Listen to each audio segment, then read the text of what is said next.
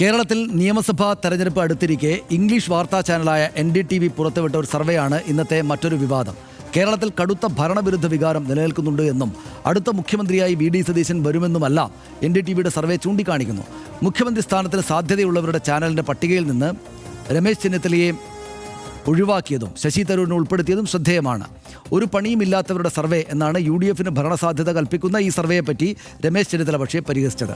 മുഖ്യമന്ത്രിയാകാൻ 16.9% സാധ്യതയുള്ളതായി കണ്ടെത്തിയ KK ശൈലജയേക്കാൾ പ്രാധാന്യത്തിൽ 14.7% മാത്രം സാധ്യത പറയുന്ന രാജീവ് ചന്ദ്രശേഖറിനെ ഇൻഫോഗ്രാഫിക്സിൽ നൽകിയതും ട്രോളായി മാറിയിട്ടുണ്ട്. സർവേയുടെ മെത്തഡോളജിയോ സാമ്പിളിങ്ങിനെ കുറിച്ചോ സർവേ നടത്തിയ ഏജൻസിയെക്കുറിച്ചോ വ്യക്തത നൽകാൻ NDTV തയ്യാറായിട്ടുമില്ല. അങ്ങനെ ഇരിക്കെ പെട്ടെന്നൊരു ദിവസം NDTV പുറത്തുവിട്ട സർവേ സത്യസന്ധമായതാണോ അതോ എന്തെങ്കിലും അജണ്ടയുടെ ഭാഗമാണോ? RDX ആപ്പിലേക്ക്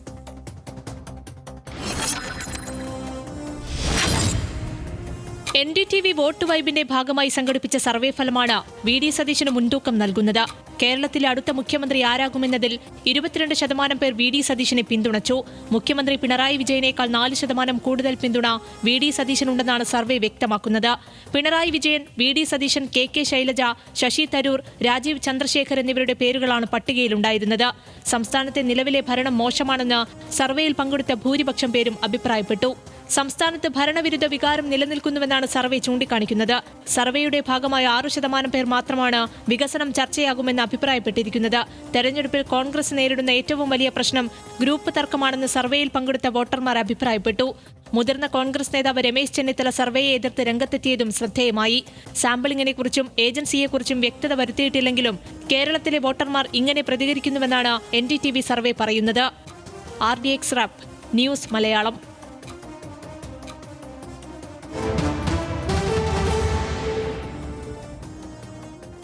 RDX റാപ്പിൽ തന്നെ ആ ഡാറ്റ നമ്പറെല്ലാം തന്നെ ഉണ്ട്. നമുക്ക് മറ്റു കാര്യങ്ങളൊന്നും പരിശോധിക്കാം. മുന്നിൽ സതീശനാണ്. VD സതീശൻ 22.4%. നമ്മളിപ്പോൾ കണ്ടതാണ്. അതിനകത്ത് 22.4% സതീശൻ, പിണറായി വിജയൻ 18%, KK ശൈലജ 16.9%, രാജീവ് ചന്ദ്രശേഖരൻ 14.7%, ശശി തരൂർ 9.8%. ഇതാണ് അതിനകത്തുള്ളത്. നമ്മൾ ആ റാപ്പിൽ കൂടെ കണ്ടതാണത്.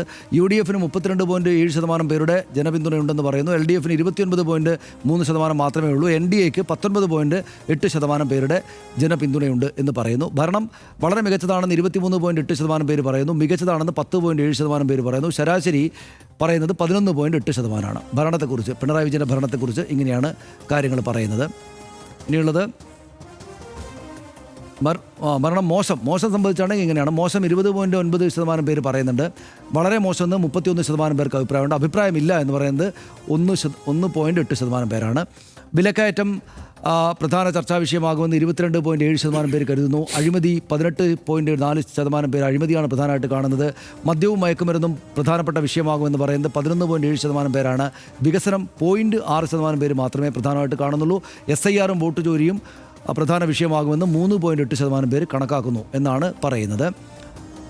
കേരളത്തിൽ സർവേ നടത്തിയ ഏജൻസിയെക്കുറിച്ച് ഒന്നും പറഞ്ഞിട്ടില്ല NDTV. ആരാണ് ഏജൻസി എന്ന് സാധാരണയിൽ പറയുന്നതാണ്, അവരത് പറഞ്ഞിട്ടില്ല. കേരളത്തിലെ വോട്ടർമാർ ഇങ്ങനെ പ്രതികരിക്കുന്നുവെന്ന് മാത്രമാണ് അവരുടെ വാദമായിട്ടുള്ളത്.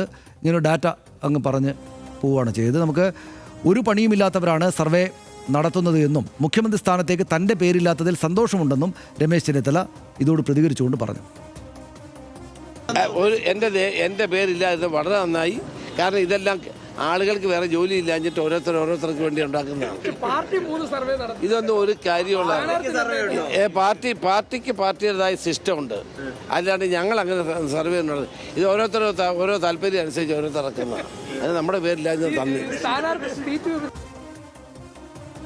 എൻ്റെ പേരിലാണ് ഞാൻ നന്ദി എന്ന് അദ്ദേഹം പറഞ്ഞിട്ടാണ് പോകുന്നത്. അതായത് ഇതിനകത്ത് കോമഡി എന്താണെന്ന് വെച്ചാൽ ഹർഷ, അതായത് ആകെ 5 ഗ്രാഫേ വരക്കേണ്ടതുള്ളൂ.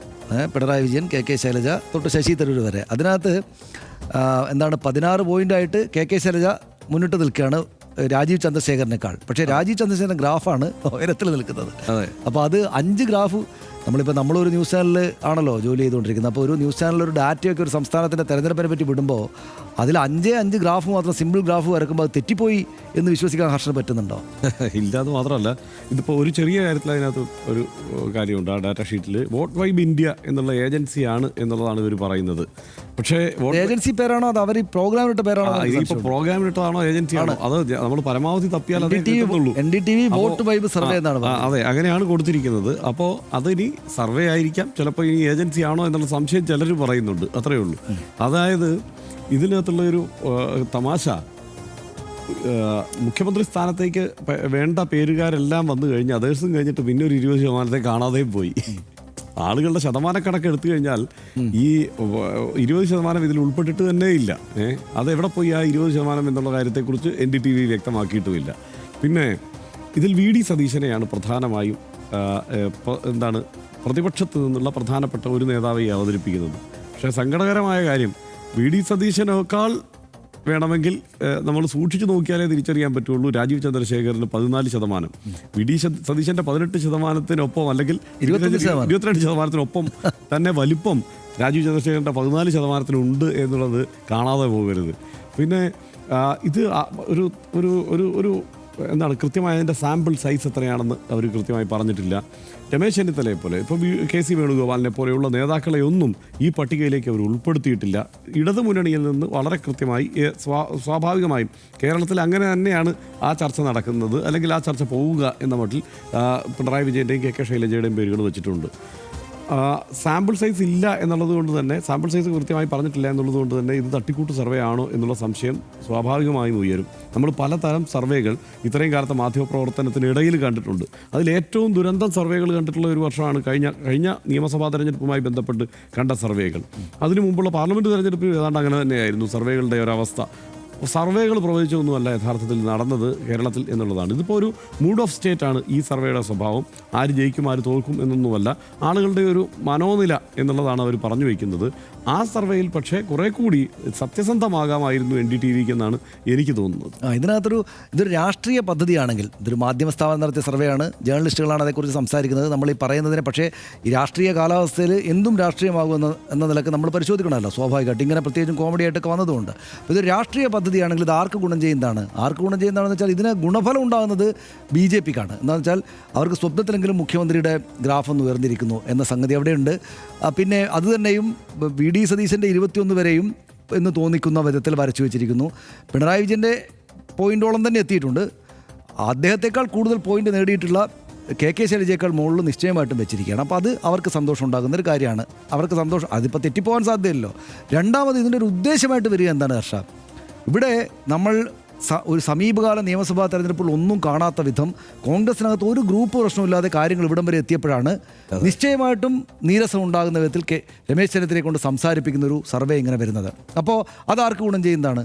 അതായത് പ്രശ്നങ്ങളില്ലാത്ത കോൺഗ്രസിനകത്തൊരു ഗ്രൂപ്പ് പ്രശ്നം ഉണ്ടാക്കാനും ലക്ഷ്യമിടുന്നു. CPM-നേക്കാൾ കൂടുതൽ ആളുണ്ട് രാജീവ് ചന്ദ്രശേഖരൻ തോന്നലുണ്ടാക്കുന്നു. ആകെപ്പാടെ ഇത് ആർക്കാണൊരു സന്തോഷം എന്ന് ചോദിച്ചാൽ ആ സന്തോഷം BJPക്കാണ്. അതിപ്പോൾ ഹിന്ദിക്കാർ സാധാരണ ഇങ്ങനെയാണ് പരിപാടി നടത്തുക. ഞാൻ ഹിന്ദിക്കാരെന്ന് പറയുന്നത് കേരളത്തെ ഈ കേരള സ്റ്റോറി എന്ന് പറയുന്നത് ദൂരെ എന്ന് കണ്ടിട്ട് കേരളം എന്തോ വിചിത്രമായ സ്ഥലമാണെന്ന് വിചാരിക്കുന്ന ഈ ആളുകൾ സാധാരണഗതിയിൽ എല്ലാവരെയും അടച്ചല്ല ഞാൻ പറയുന്നത്, പക്ഷേ അവരുടെ സർവേ എല്ലാ കാലത്തും ഇതുപോലെയാണ്. അതായത് BJPക്ക് ഇവിടെ സീറ്റേ ഇല്ലാത്ത കാലത്തും അവർ 1 മുതൽ 5 വരെ എന്നൊക്കെ എഴുതി കളയും. ഞാൻ നേരത്തെ രാവിലെ ഇത് പറഞ്ഞാണ് ഹർഷനോട്, എന്നാൽ ഒന്നുകൂടെ റിപ്പീറ്റ് ചെയ്താൻ 1 മുതൽ 11 വരെ സീറ്റ് കിട്ടിയേക്കാം എന്ന് BJPക്ക് പ്രവചിക്കുമ്പോൾ, NDAക്ക് പ്രവചിക്കുമ്പോൾ ഇവിടെ BJPക്ക് സീറ്റേ കിട്ടാത്ത കാലമാണ്. ഇവിടെ സാധാരണഗതിയിൽ കാര്യങ്ങൾ പരിശോധിക്കുന്ന ആളുകൾക്കറിയാം ഇതിങ്ങനെയല്ലാണ്ട്, പക്ഷേ അത് പ്രവചിച്ച് അവരിങ്ങോട്ട് വിടും. എന്നിട്ട് പിന്നെ എങ്ങനെയെങ്കിലും അഡ്ജസ്റ്റ് ചെയ്തിട്ടാണ് മലയാളി മാധ്യമപ്രവർത്തകർ അതിനെ ഈ ദേശീയ ചാനലുകളെന്നൊക്കെ സ്വയം വിചാരിക്കുന്ന ഈ ഹിന്ദി ചാനലുകൾ അവർ കേരളത്തിലേക്ക് അയക്കുന്ന സർവേകൾ ഒരു വിധത്തിൽ കുഴപ്പമില്ലാണ്ടാക്കിയിട്ടാണ് ആളുകൾ അത് പുറത്തേക്ക് വിടുന്നത്. ഇവിടെ കോൺഗ്രസിനകത്ത് രമേശ് ചെന്നിത്തല, VD സതീശൻ, KC വേണുഗോപാൽ 3 പേരുണ്ട് എന്നത് ഏത് കുട്ടികൾക്കും അറിയാം. അതിൽ ഉൾപ്പെടാത്ത ആളുടെ പേരാണ് എടുത്തത്. അതിൽ ഉൾപ്പെടാത്ത ആൾ ശശി തരൂർ മുഖ്യമന്ത്രിയാവുന്ന ശശി തരൂർ പോലും വിചാരിക്കുന്നില്ല. ഇനി എന്തെങ്കിലും വല്ല മഹാത്ഭുതങ്ങളൊക്കെ സംഭവിച്ചല്ല, എന്നിട്ട് ഇവർ കൊടുത്തിരിക്കുകയാണ് ആ പേര്. അപ്പോൾ അവർക്കറിയാവുന്ന 2 ഡൽഹിയിലൊക്കെ ചെന്ന് ഇംഗ്ലീഷ് ഹിന്ദിയൊക്കെ പറയുന്ന 2 ആളുകൾ, ഒന്ന് രാജീവ് ചന്ദ്രശേഖർ, ഒന്ന് ശശി തരൂർ, കൊടുക്ക് അവർക്കൊരു പോയിന്റ് എന്ന് പറഞ്ഞു കൊടുത്തിരിക്കുകയാണ്. അപ്പോൾ എന്താണ് സർവത്ര അബദ്ധങ്ങളുമായി അവതരിപ്പിച്ച ഒരു സർവേ എന്ന് മാത്രമേ NDTVയുടെ തട്ടിക്കൂട്ട് സർവേയെ വിശേഷിപ്പിക്കാൻ സാധിക്കുകയുള്ളൂ. ഒരു സർവേയുടെ വിശ്വാസ്യത, അതിൻ്റെ sample size, sampling methodology, deviation സാധ്യതകൾ, സർവേ നടന്ന കാലഘട്ടം, ഇതൊക്കെ സർവേയോടൊപ്പം വെളിപ്പെടുത്തുമ്പോഴാണ്. എന്നാൽ ഈ സർവേ എങ്ങനെ നടത്തിയെന്നോ സർവേ ഏജൻസിയുടെ വിശ്വാസ്യതയിലോ ഇതുവരെ വ്യക്തതയില്ല. ഇടത് വലത് NDA മുന്നണികളെ കൂടാതെ 4മതൊരു മുന്നണിയെ കേരളത്തിലെ 3% പേർ ഈ സർവേ പ്രകാരം പിന്തുണയ്ക്കുന്നുമുണ്ട്. അതും പോട്ടെ, ബഹുജനം പലവിധമെന്നാണല്ലോ. ശതമാനത്തിൽ കൂട്ടുമ്പോൾ കണക്കുകൾ പലതും ഒക്കുന്നില്ല എന്നും പലരും പരിഹസിക്കുന്നു. അങ്ങനെ ആകെ മൊത്തം മേശപ്പുറത്തിട്ട് ഒരുവിധം കണക്കൊപ്പിച്ച ഒരു കോമഡി സർവേ ആയിട്ട് ഈ സർവേ മാറി എന്ന കാര്യത്തിൽ തർക്കമേ ഇല്ല.